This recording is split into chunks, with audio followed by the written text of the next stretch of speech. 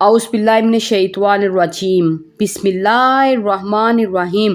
اللہ پاک کے نام سے شروع جو بڑا مہربان نہایت رحم کرنے والا ہے، رحیم ہے، کریم ہے، پاک ذات ہے، جس کے قبضۂ قدرت میں ہم سب کی جان ہے۔ سبحان اللہ۔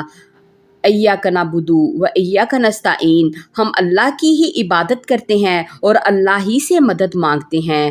وہ ہماری دعائیں، ہماری التجائیں سننے والا ہے، وہ ہمیں معاف کرنے والا ہے، وہ ذات غفور الرحیم ہے سے ہم مانگ کر کبھی محروم نہیں رہے۔ وہ ذات تو دینے والی ہے، عطا کرنے والی ہے۔ اللہ پاک تو ہمارے لیے وہاں سے دروازے کھول دیتا ہے جہاں سے ہم سوچ بھی نہیں سکتے۔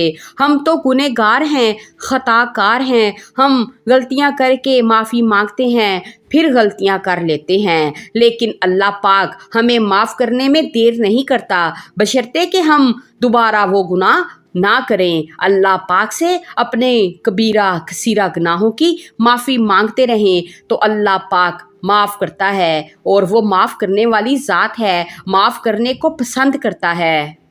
میری پیاری ماؤں اور بہنوں اور بھائیوں، میں آپ کے لیے رمضان الکریم کے تیسرے عشرے کا ایک وظیفہ لے کر آپ کی خدمت میں حاضر ہوئی ہوں۔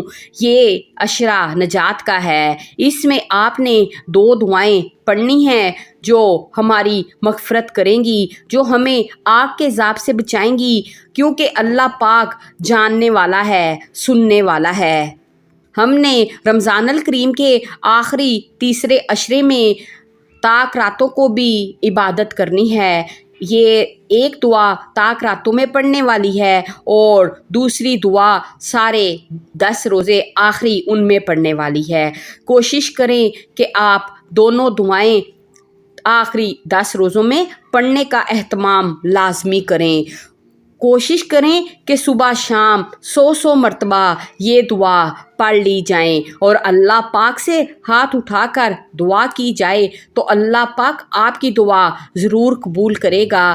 اب رمضان کریم آہستہ آہستہ اپنے اختتام کو جا رہا ہے اور آخری عشرہ تو بہت ہی برکت اور فضیلت والا ہے، کیونکہ اس میں ہم نے طاق راتوں میں قیام کرنا ہے، طاق راتوں میں ہم نے لیلۃ القدر کو تلاش کرنا ہے۔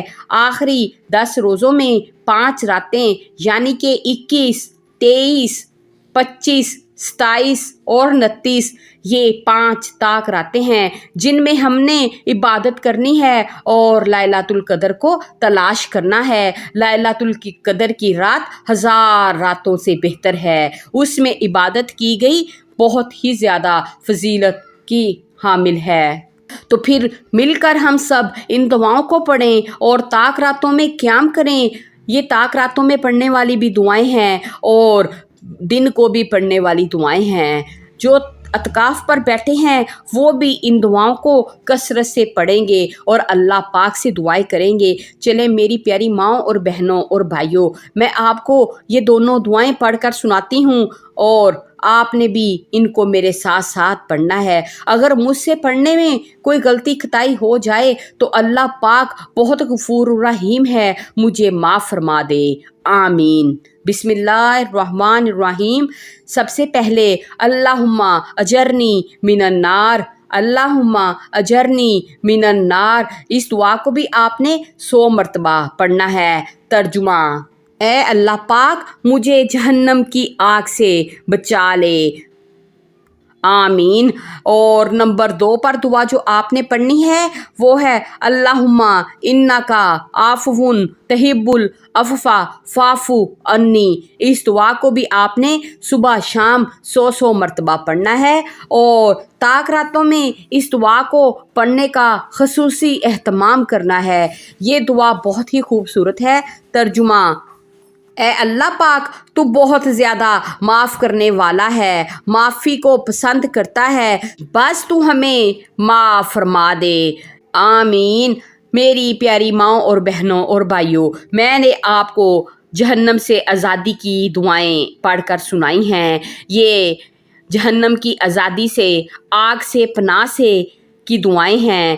ان دعاؤں کو ہم نے کثرت سے پڑھنا ہے آخری عشرے میں۔ یہ 2 دعائیں ہماری زندگی بدل سکتی ہیں، ہمیں اللہ پاک وہ عطا کرے گا جو ہم سوچ بھی نہیں سکتے۔ جب ہم اللہ پاک سے معافی مانگیں گے تو اللہ پاک تو معافی کو پسند کرتا ہے، وہ ہمیں ضرور معاف کرے گا انشاءاللہ تعالی۔